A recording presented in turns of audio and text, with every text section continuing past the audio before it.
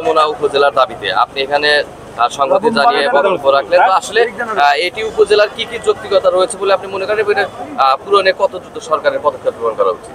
আসলে ধন্যবাদ সকল এখানে যারা টিভি চ্যানেলের সাংবাদিকরা এসেছেন তাদেরকে আমি ধন্যবাদ জানাই যে আসলে এটা অত্যন্ত যৌক্তিক একটা দাবি। এই এলাকায় প্রায় 2 লক্ষ মানুষের বসবাস এবং কাজীপুর যে উপজেলা আছে এই কাজীপুর উপজেলা থেকে এই ইউনিয়নগুলি অনেক দূরে অবস্থান করে এবং নদীর ওপারে, এবং সেখানে কাজীপুর উপজেলা থেকে যেতে অনেক কষ্ট হয়। ওইখানে আসলে যে সমস্ত একটা উপজেলায় যে সমস্ত সাপোর্ট থাকা প্রয়োজন, একটা হসপিটাল থাকা প্রয়োজন, রাস্তাঘাট ভালো থাকা প্রয়োজন, তারপরে আপনার চিকিৎসার ব্যবস্থা তো অবশ্যই প্রয়োজন, শিক্ষার ব্যবস্থা, স্কুল কলেজগুলো যেগুলি আছে সেই শিক্ষার ব্যবস্থার প্রয়োজন, এই সমস্ত বিষয়ে আসলে গুরুত্ব বহন করে।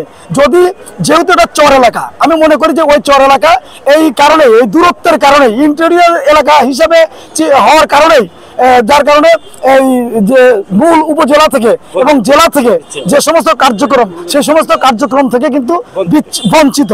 সেই জন্যই আমি মনে করি এই দাবিটা অত্যন্ত যৌক্তিক দাবি, এবং ওই এলাকাগুলি কিন্তু একদম অনেক জামালপুর শস্যবাড়ির কাছাকাছি। কিন্তু আমি আরেকটা কথা বলতে চাই, ওই এলাকায় দূরে হলেও ওই এলাকায় শিক্ষিত লোকের বসবাস বেশি।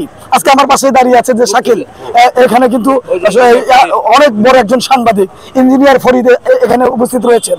এখানে আমাদের মুক্তিযোদ্ধা আছেন, তারাও ওই এলাকার মানুষ কিন্তু মুক্তিযুদ্ধে অংশগ্রহণ করেছে। ওই এলাকার মানুষের অবদানটা বেশি। আমরা বারবারই চিন্তা করেছি যে ওই এলাকার উন্নয়ন হবে, যেহেতু একটু দক্ষ মন্ত্রী ওনাকে নিজেদেরকে দাবি করে উন্নয়নের দাবিদার হিসেবে দাবি করতেন। আমরা হয়তো ভেবে নিয়েই ছিলাম যে ওনাদের নেতৃত্বে হয়তো এই 17 বছরে এই 6টা ইউনিয়নের যে সমস্ত সমস্যা, এগুলো সমস্যার সমাধান হবে। কিন্তু দুঃখের সঙ্গে আজকে বলতে হচ্ছে